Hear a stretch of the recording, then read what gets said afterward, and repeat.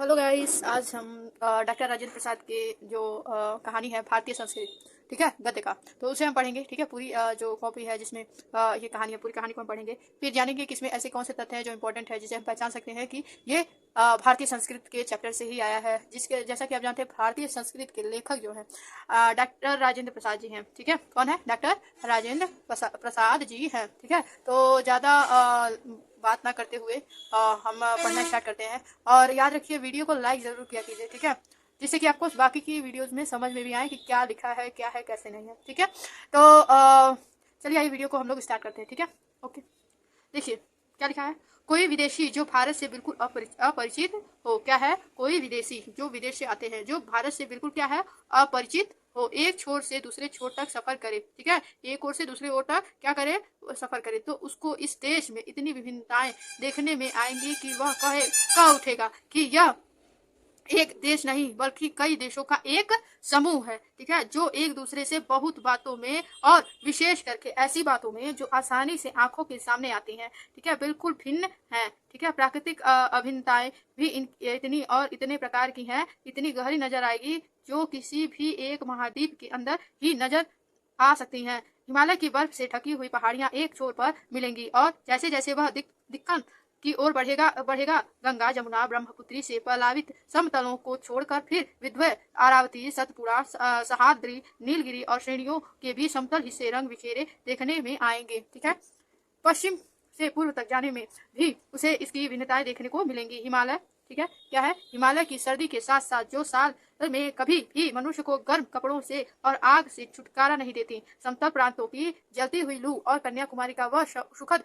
मौसम, जिसमें ना कभी सर्दी होती है और ना कभी गर्मी, देखने को भी मिलेगी। अगर असम की पहाड़ियों में वर्ष में 300 इंच वर्षा मिलेगी, तो जैसलमेर की तृप्त भूमि भी मिलेगी। तृप्त मतलब गर्म, ठीक है, जहाँ साल में 2-4 इंच भी वर्षा नहीं होती। 1 इंच भी वर्षा मतलब वर्षा समझिए ना के बराबर। कोई ऐसा अन्न नहीं जो यहाँ उत्पन्न ना किया जा सकता हो, कोई ऐसा फल भी नहीं जो यहाँ पैदा नहीं किया जा सकता हो, जो कोई ऐसा खनिज पदार्थ नहीं जो यहाँ के भूमि गर्भ में ना पाया जाता हो, और ना कोई ऐसा वृक्ष अथवा जानवर है जो यहाँ फैले हुए जंगलों में ना मिले। यदि इन स्थितियों को देखना हो कि आबहवा का असर इंसान के रहन सहन, खान पान, वेशभूषा, शरीर और मानसिक पर पड़ता है, तो उसका जीता जागता सबूत भारत में बसने वाले विभिन्न प्रांतों के लोग देते हैं। इसी तरह मुख्य मुख्य भाषाएं भी कई प्रचलित हैं, और बोलियों की तो कोई गिनती ही नहीं है, क्योंकि यहाँ एक कहावत मशहूर है। कौन सी कहावत है? ठीक है, आइए देखते हैं। कोश कोश पर बदले पानी, 4 कोश पर बानी। ठीक है, कोश कोश पर बदले पानी, 4 कोश पे पानी। ठीक है, तो एक तरह से समझ लीजिए, इस चैप्टर में जो है क्या है, भारत की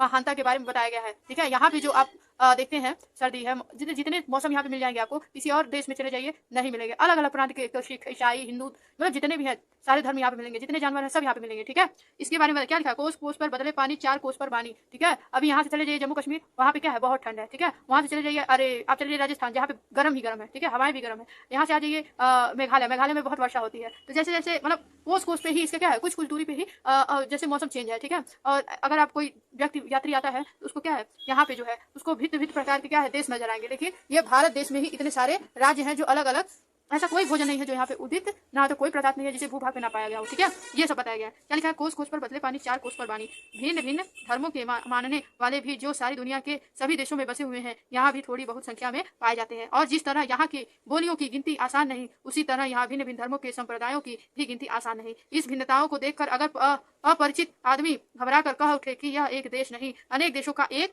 समूह है, कई देशों का एक समूह है। ठीक है, यह एक जाति नहीं, अनेक जातियों का समूह है, तो इसमें आश्चर्य की बात नहीं, क्योंकि ऊपर से देखने वाले को जो गहराई में नहीं आता, विभिन्न ही देखने में आएंगी। पर विचार करके देखा जाए तो इन भिन्नताओं की तरह में एक ऐसी समानता और एकता फैली हुई है, जो अन्य भिन्नताओं को ठीक उसी तरह पिरो लेती हैं और पिरोकर एक सुंदर समूह बना देती हैं, जैसे रेशमी धागा। ठीक है, भिन्न भिन्न प्रकार की और विभिन्न रंग की सुंदर मणियों को, ठीक है, अथवा फूलों को पिरोकर एक सुंदर हार तैयार कर देता है, जिसकी प्रत्येक मणि या फूल दूसरे से ना तो अलग है और ना हो सकता है, और केवल पानी अपनी ही सुंदरता से लोगों को मोहता नहीं, उसके बाद बल्कि दूसरों की सुंदरता से वह स्वयं सुशोभित होता है, और इसी तरह अपनी सुंदरता से दूसरों को भी सुशोभित करता है। यह केवल एक काव्य की क्या है, भावना। क्या है? यह एक काव्य की भावना नहीं है, बल्कि एक ऐतिहासिक सत्य है जो हजारों वर्ष से अलग अलग अस्तित्व रखे हुए अनेकानेक जल प्रांतों और प्रवाहों का सुगम स्थल बनकर एक प्रकांड और प्रगाढ़ समुद्र के रूप में भारत में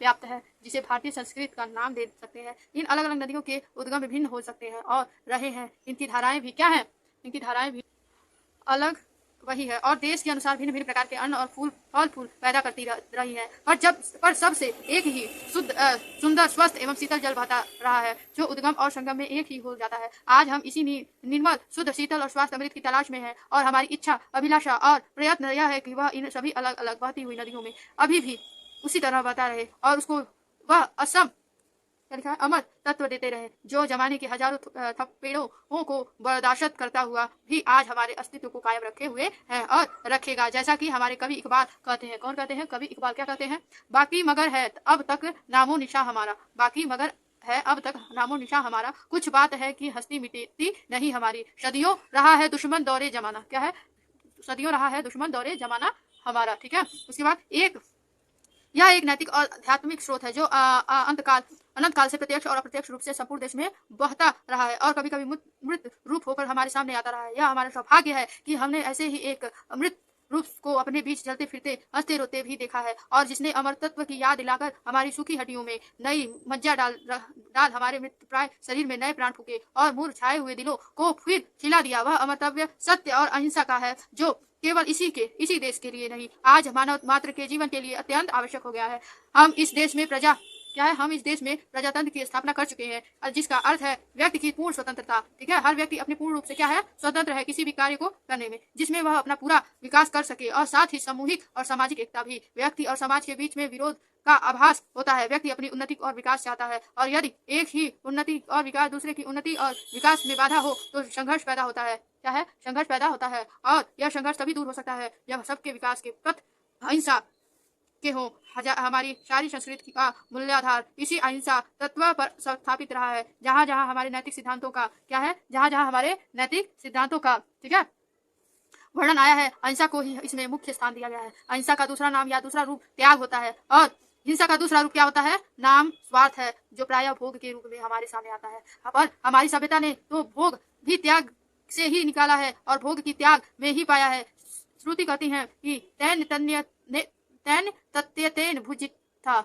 इसी के द्वारा हम व्यक्ति के बीच का विरोध, व्यक्ति और समाज के बीच का विरोध, समाज और समाज के बीच का विरोध, देश और देश के बीच का विरोध जो को मिटाना चाहते हैं। हमारी सारी नैतिक चिंतना इसी तत्व से ओतप्रोत है। इसीलिए हमारे भिन्न भिन्न विचारधाराओं को स्वच्छंदता पूर्व अपने अपने रास्ते बहने दिए।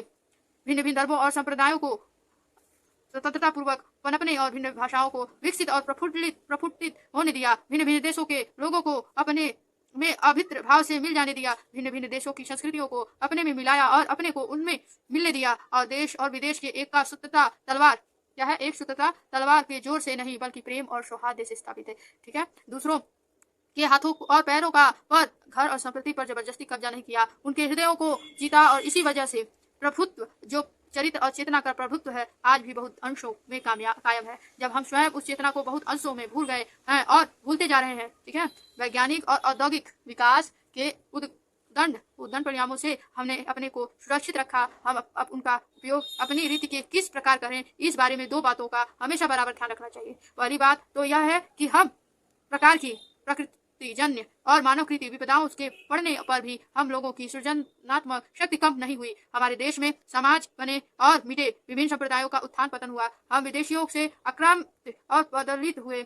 हम पर क्या है, हम पर प्राकृतिक और मानव के अनेक बार मुसीबत के पहाड़ ढा दिए, पर फिर भी हम लोग बने रहे। हमारी संस्कृति बनी रही और हमारा जीवन एवं सृजनात्मक शक्ति बनी रही। हम अपने दिनों में भी ऐसे मनुष्यों और कर्मयोगियों को पैदा कर सकते जो संसार के इतिहास के किसी युग में अत्यंत उच्च आसन के अधिकारी होते। अपनी दास्तां के दिनों में हमने गांधी जैसे कर्मकट धर्मनिष्ठ क्रांतिकारी के, रविंद्र जैसे मनीष कवि को और अरविंद तथा रामण महर्षि जैसे योगियों को पैदा किया। और उन्हीं दिनों में हमने ऐसे अनेक उद्भट विद्वान और वैज्ञानिक पैदा किए जिनका शिक्षा संसार मानता है। जिन हालातों में पढ़कर संसार की प्रसिद्ध जातियां मिट गईं, उनमें हम न केवल जीवित ही रहे वरन अपने आध्यात्मिक और बौद्धिक गौरव को बनाए रख सके। उसका कारण यही है कि हम हमारी क्या है, सामूहिक चेतना ऐसे नैतिक आधार पर गहरी ठहरी हुई है, जो पहाड़ों से भी मजबूत, समुद्रों से भी गहरी और आकाश से भी अधिक व्यापक है। ठीक है। दूसरी बात जो इस संबंध में वैचारणीय है कि यह है कि संस्कृत तथा सामूहिक चेतना की हमारे देश का प्राण है। क्या है? हमारे देश का प्राण है। इसी नैतिक चेतना के सूत्र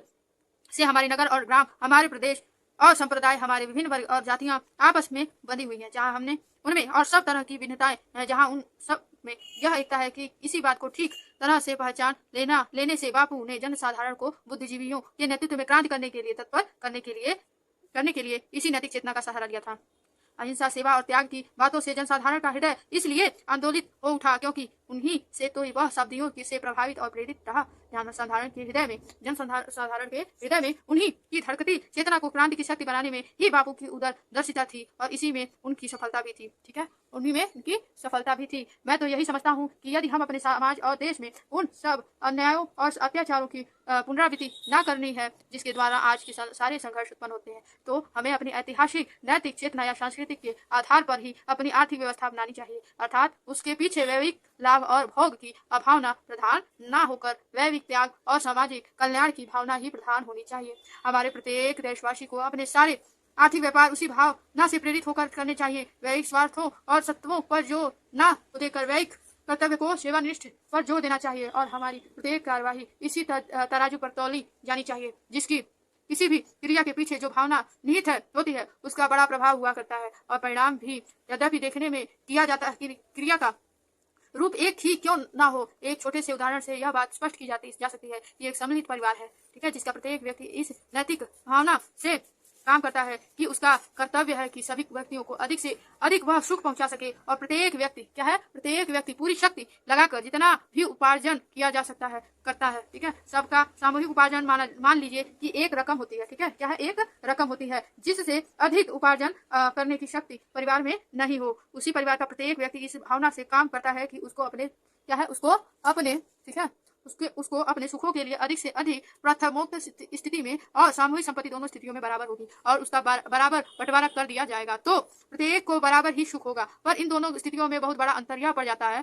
कि पहली स्थिति में संघर्ष का कोई भय नहीं, क्योंकि कोई केवल अपने लिए कुछ नहीं कर रहा है और दूसरे में संघर्ष अनिवार्य है क्योंकि प्रत्येक अपने लिए ही कर रहा है। हम समझते हैं कि हमारी संस्कृति का तकाजा है कि पहली स्थिति में हम अपने को लाए और यदि संसार का संघर्ष मिटाना है तो उसी भावना को सर्वमान्य बनाना होगा। जब तक ऐसा नहीं होता संघर्ष चाहे वह व्यक्ति के बीच का हो चाहे देश के बीच का हो वर्तमान रहेगा ही। ठीक है, उसके आगे देखते हैं।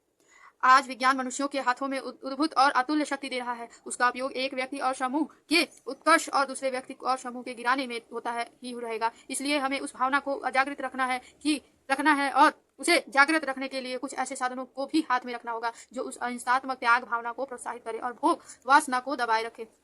नैतिक अंकुश के बिना शक्ति मानव के लिए हितकर नहीं होती। वह नैतिक अंकुश या चेतना या भावना ही दे सकती है, वही उस व्यक्ति को परिमित भी कर सकती है और उसके उपयोग को नियंत्रित भी। वर्तमान युग में भारतीय संस्कृति के समन्वयों के प्रश्न के अतिरिक्त यह भी विचारणीय है कि भारत की प्रत्येक प्रादेशिक भाषा की सुंदर और आनंदप्रद कृतियों का स्वाद भारत के अन्य प्रदेश के लोगों को कैसे चखाया जाए। मैं समझता हूँ कि इस बारे में दो बातें विचारणीय है। क्या इस संबंध में यह उचित नहीं होगा कि प्रत्येक भाषा की साहित्य संस्थाएं उस भाषा की कृतियों को संघ लिपि अर्थात देवनागरी में भी छापवाने का आयोजन करें?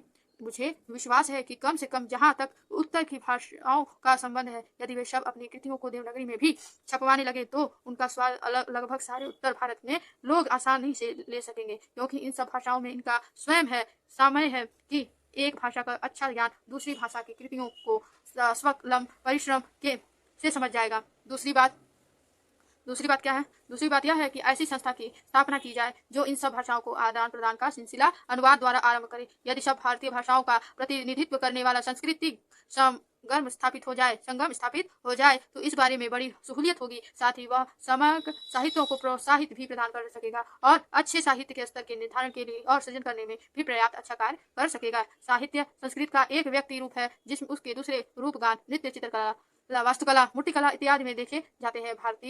भारत अपनी एक सूत्रता इन सब पर कलाओं द्वारा प्रदर्शित करता आया है। इन सब विषयों पर हमको इस प्रतिज्ञा को ध्यान में रखकर विचार करना है जो इस भवन में शाहजहां ने अब उसके क्या है निर्माण के पश्चात करवाया था। जो शाहजहां का भवन था, जब शाहजहां ने उसका निर्माण किया तो उसके बाद इसके गौरव के बारे में क्या लिखा है देखिए। उसके गर्व के साथ खुदवा दिया था और क्या लिखा था? गर्व फिरदोष बर रुए जमीनस्त हमी अस्तो, हमी अस्तो, हमी अस्तो।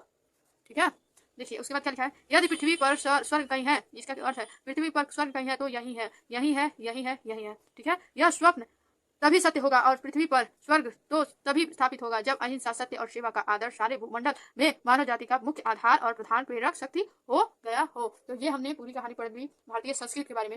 भारतीय संस्कृति में भारतीय संस्कृति के बारे में और भारतीय लोगों के बारे में, भारतीय एकता के बारे में बताया गया है, जो कि भारतीय संस्कृति के लेखक कौन है, डॉक्टर राजेंद्र प्रसाद जी हैं। तो अगले नेक्स्ट वीडियो में हम ये समझेंगे कि जो इनके क्वेश्चन बनते हैं गद्यांश के, वो कौन कौन से हैं। ठीक है, तो आप लोग वेट कीजिएगा कि हम लोग कौन सा क्वेश्चन मतलब कैसे क्वेश्चन आएंगे जो कि इंपॉर्टेंट भी हो सकते हैं, क्योंकि जो हिंदी के गद्यांश की जो चैप्टर है वो लगभग 5-6 मार्क्स आता है, तो उसको हम देखने का पूरा प्रयत्न करेंगे। तब तक के लिए धन्यवाद, शुक्रिया है।